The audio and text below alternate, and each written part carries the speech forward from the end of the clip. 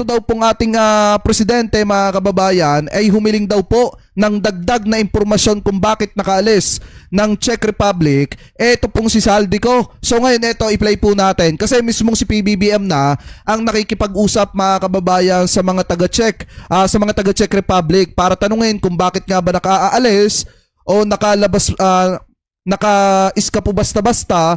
Ito pong si Saldico. So ito i-play po natin.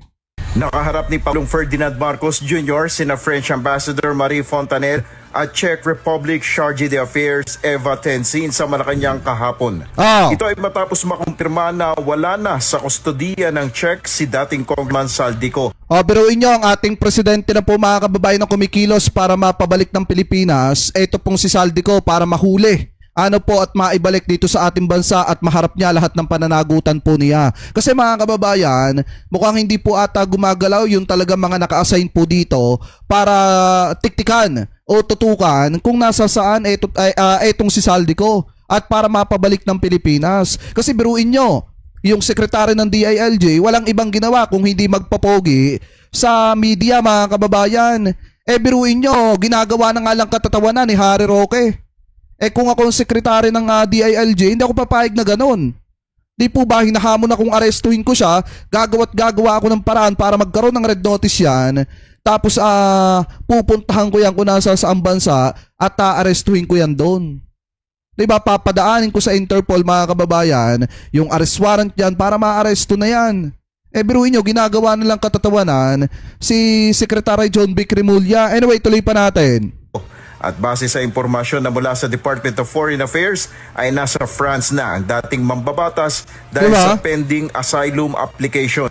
Ayon sa Presidential Communications Office, sa naganap na pulong ipinahayag ni PBBM ang kanyang pagkadismaya sa nangyari kay Saldico na sa kabila ng pagsisikap ng Pilipinas ay nananatili pa ang dating mambabatas sa Europe. Hiniling ng Pangulo sa Chargé d'Affaires na magbigay ng dagdag na impormasyon sa nangyari kung bakit nakaalis sa kustodiya ng Czech authorities si Ko.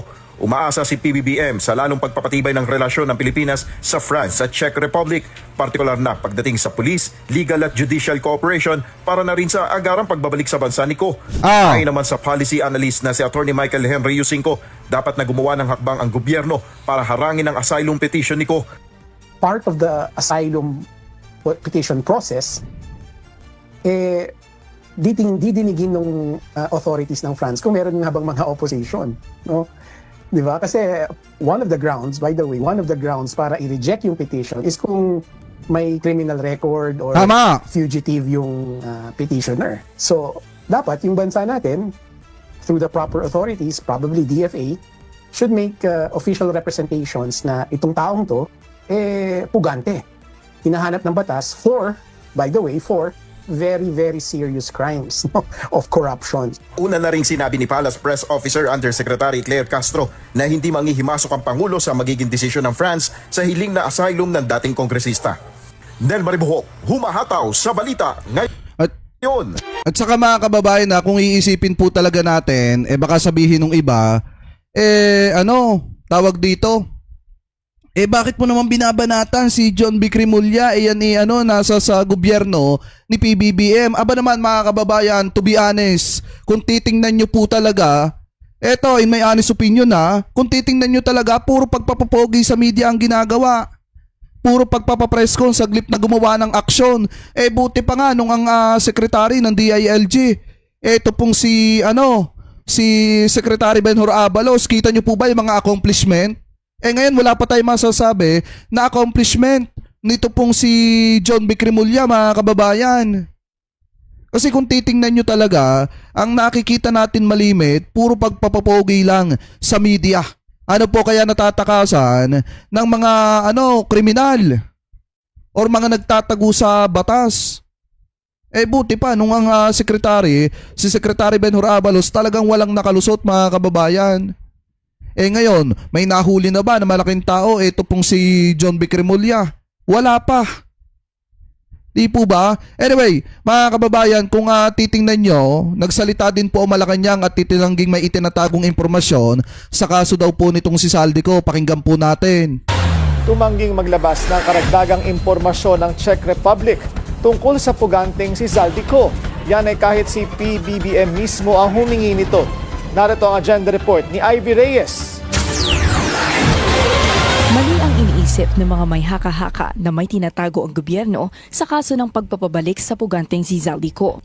Sadyang hindi lang daw napagbigyan ng France at Czech Republic ang Pilipinas sa impormasyon dahil banned by European and domestic laws ang kanilang mga gobyerno. Hindi pa po ng iba pang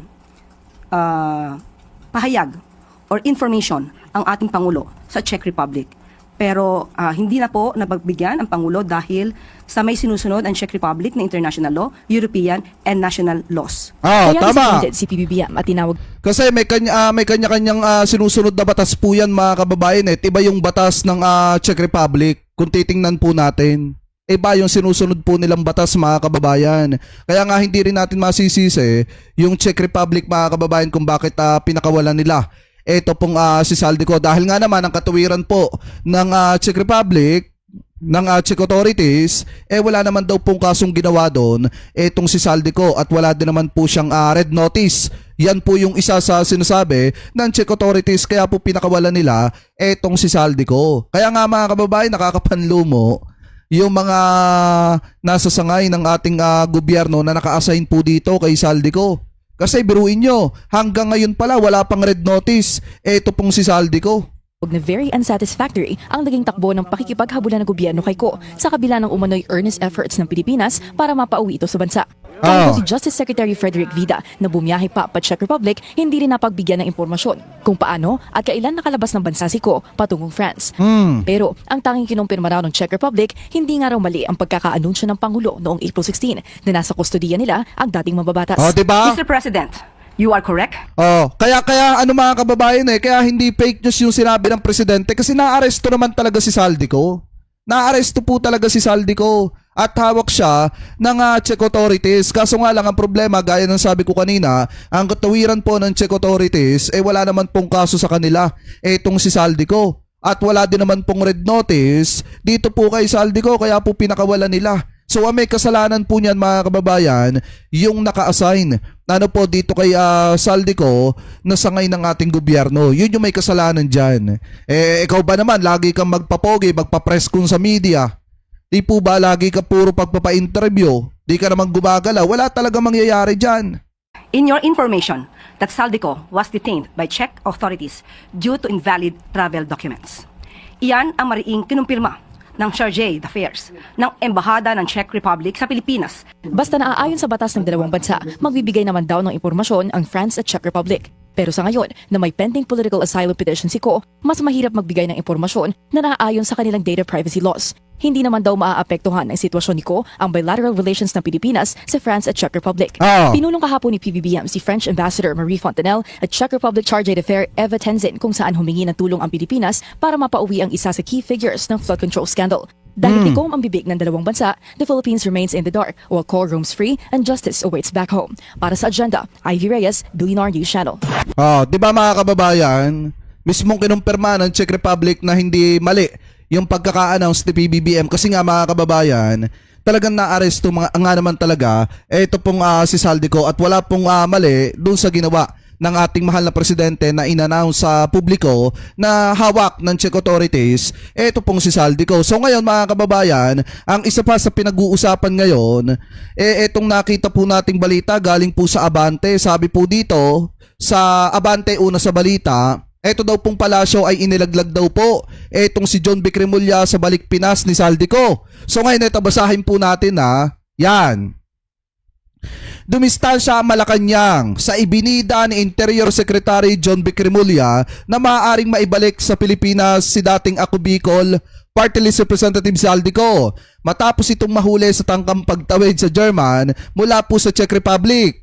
Ayon kay Palace Press Officer Attorney Claire Castro, ang pahayag ni Remulla nung hindi po ito pronouncement ng Pangulo at hindi rin po ito pronouncement ng Palasyo dugtong pa niya. Sabi pa dito, noong Martes kinumpirma ng Malacanang na wala na sa Czech Republic, si Ko bagkos ay nakatawid na ito patungong France kung saan ito humiling ng political asylum. Sabi pa dito, ang kaganapang ito ay ikinadismaya mismo ni Pangulong Marcos. Naniniwala naman ang ilang senador at kongresista na may pumalpak na opisyal ng gobyerno sa pagsisigurong hindi makakawala mula sa mga otoridad ng Czech Republic etong si Ko. Nagsorry si Remulla sa kanyang pahayag na maibalik sa Pilipinas si Ko sa loob ng isa hanggang 3 linggo. Inamin itong nagkamali siya sa pagtaya ng proseso ng pagpapauwi ng 3 nahuling walang kaukulang travel document ay pareho lang ng sistema sa Pilipinas. Aniya,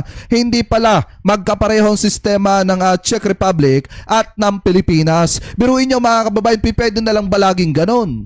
Na kapag ka magkakamali ka, hihingi ka na lang ng sorry, kinabukasan okay na.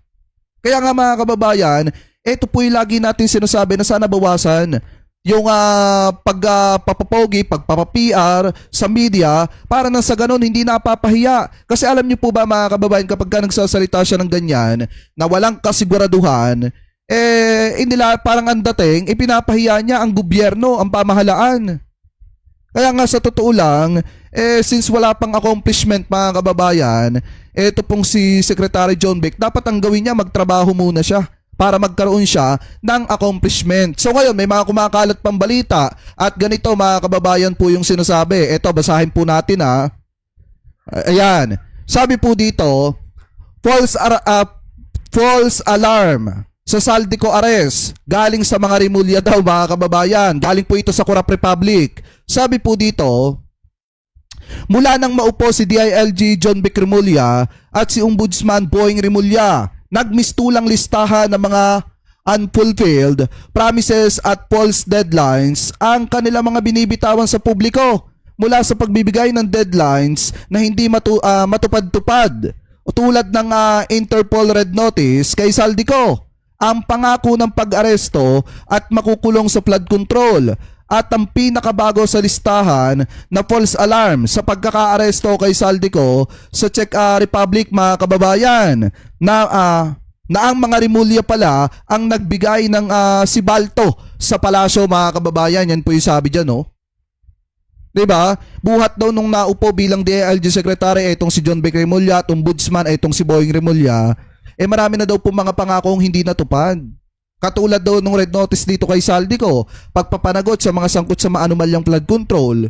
At higit sa lahat mga kababayan, yung pag-aresto sa mga malalaking sa mga malalaking personalidad na nakagawa po ng matinding kasalanan dito po sa ating bansa. Kaya nga hindi na rin po nakakapagtaka kung bakit binabatikos ngayon itong mga Remulla, kasi nga may mga bagay sila nasasabi publicly pero wala naman po nangyayari. Tulad na lamang mga kababayan yung pagpapanagot kina Joel Villanueva, Jinggoy Estrada, hanggang ngayon wala pang balita ang mga kababayang Pilipino po natin kung mapapapanagot pa ba yung mga yan. Kaya nga kung ako lang mga kababayan ang tatanungin, di ba nabanggit nga dati ni Ombudsman Boying Remulla na January 16. Pakitama na lamang po ko kung ako po ay mali ha, may mga mananagot pero ang tanong nasaan? Di po ba? At ito, sinabi ni Secretary John Vic Remulla, 2 to 3 weeks, mapapabalik na itong si Saldico. Yun naman pala, hindi naman pala. Hindi naman po pwedeng lagi na kapag ka mga kababayan nagsasalita ka publicly, as nagkamali ka, hihingi ka na lang ng sorry tapos okay na. Dapat ang ginagawa po nila, nagtatrabaho sila para magkaroon naman ng resulta yung ginagawa po nilang trabaho. Kasi unfair naman po sa ating mahal na presidente na walang ibang ginawa kung hindi magtrabaho ng magtrabaho. Di po ba? Dahil mga kababayan, kita nyo, buti pa nga yung ginagawa ng ating presidente, may resulta na eh. At napapakinabangan na mga kababayang Pilipino po natin. Biruin nyo ha, from 17 billion to 5.8 billion na lamang ang nagastos mga kababayan or final cost nito pong EDSA rehabilitation. So basahin po natin itong balita galing po sa Bagong Pilipinas. Sabi po dito, EDSA upgrade sa Bagong Pilipinas mula problema ginawang solusyon. Sa pamumuno ni President Ferdinand R. Marcos Jr., pinatunayan na kayang ayusin ang mga malalaking proyekto ng mabilis at maayos. Faster completion, 5.8 billion final cost. Pero ang nakalaang pong budget dyan mga kababayan, nasa 17 billion. Pero biruin nyo, nasa 5.8 billion lamang po yung nagastos. At kita nyo naman kung gaano kalaki ang iginanda po ng EDSA mga kababayan. So ito, tuloy pa natin. Sabi pa dito, Basahin pa natin.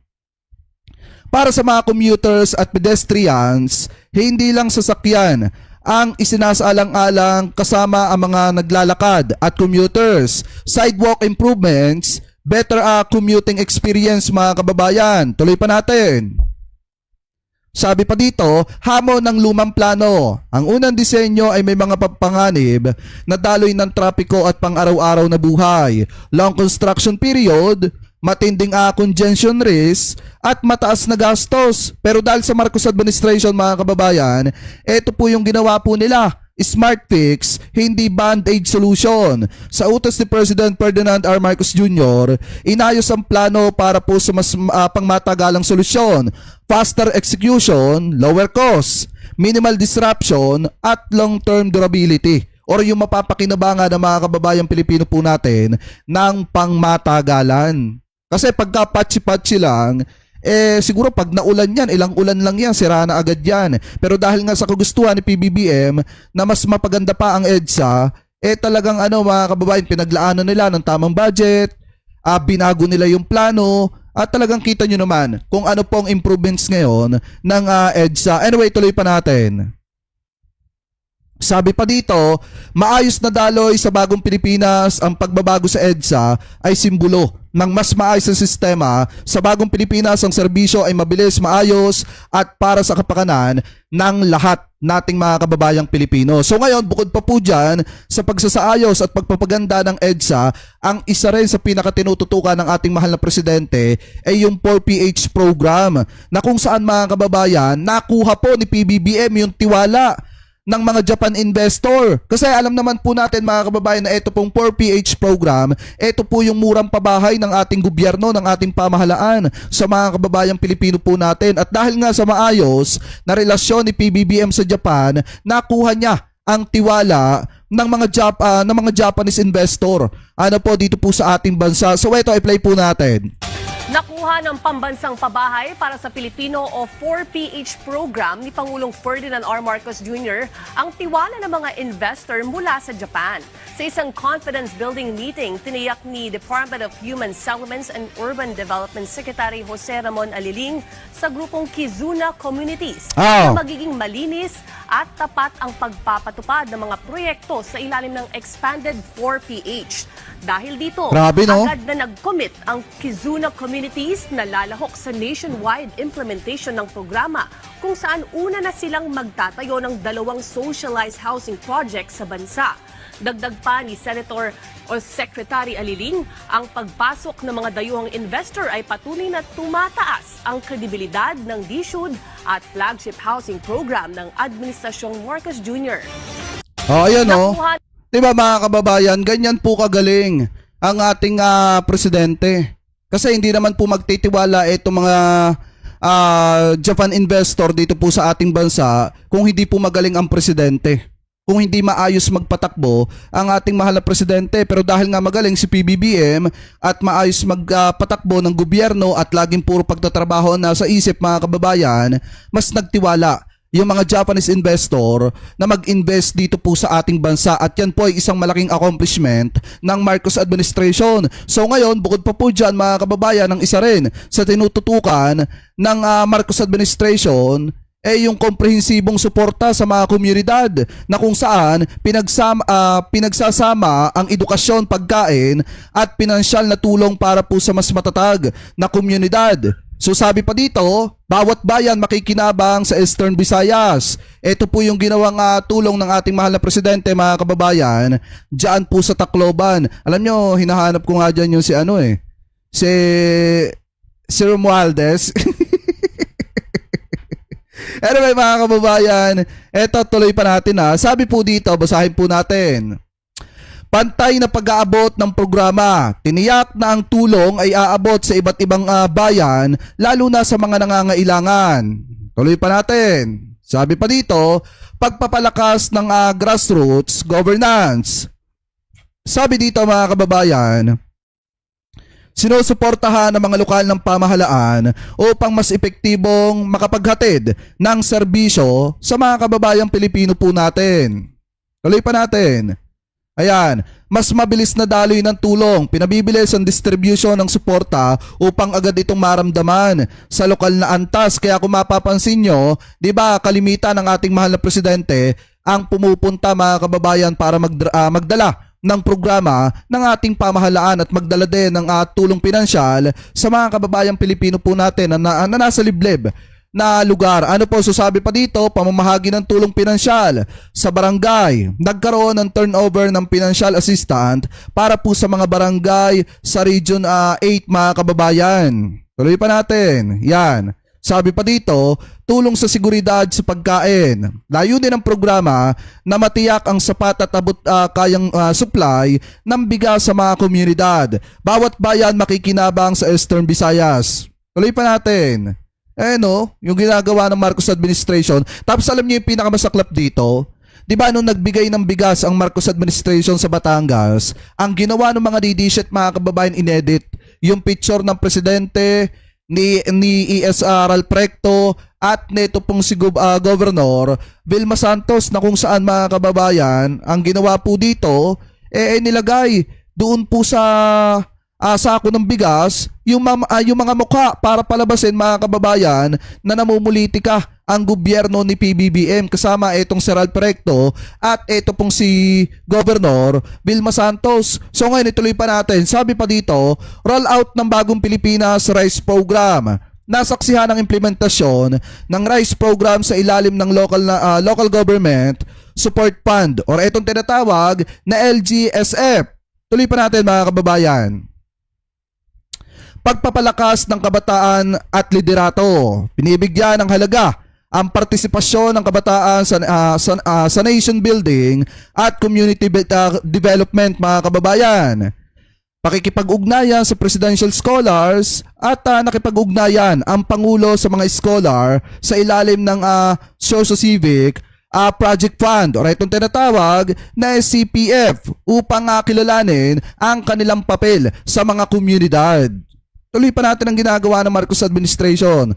Sabi pa dito, programa sa Tacloban City. Pinangunahan ni Ferdinand Marcos Jr. ang programa sa Eastern Visayas. Bawat bayan makikinabang sa Tacloban City Government Center. Yan po yung sabi dyan mga kababayan. At yan yung isa sa pinagkakaabalahan ng ating mahal na presidente para matulungan yung mga kababayang Pilipino po natin na talagang nangangailangan ng tulong na mga kababayang Pilipino po natin. Ano po? Anyway, mga kababayan, so kung mapapansin nyo, ganito po katindi ang pagsusumikap ng ating mahal na presidente para tulungan ito pong mga nangangailangan. Ano po, kaya nga kung mapapansin po natin, walang ibang ninais at inisip ang ating mahal na presidente kung hindi magtrabaho lang ng magtrabaho para makita ng taong bayan at maramdaman naman yung ginagawang sakripisyo ng ating pamahalaan habang nagpapasarap itong ating vice presidente po sa mga paglalakwat siyang ginagawa niya po. Ang ating presidente naman ay nagtatrabaho para masigurado ang kinabukasan ng mamamayang Pilipino. So kayo, mga kababayan, kung kayo po ang tatanungin, ano po masasabi ninyo? Hingil po dyan sa mga topic na yan na tinalakay po natin. Ano po ang comment at opinion po ninyo? Hingil po dito sa mga issue po na ito na pinag-usapan po natin.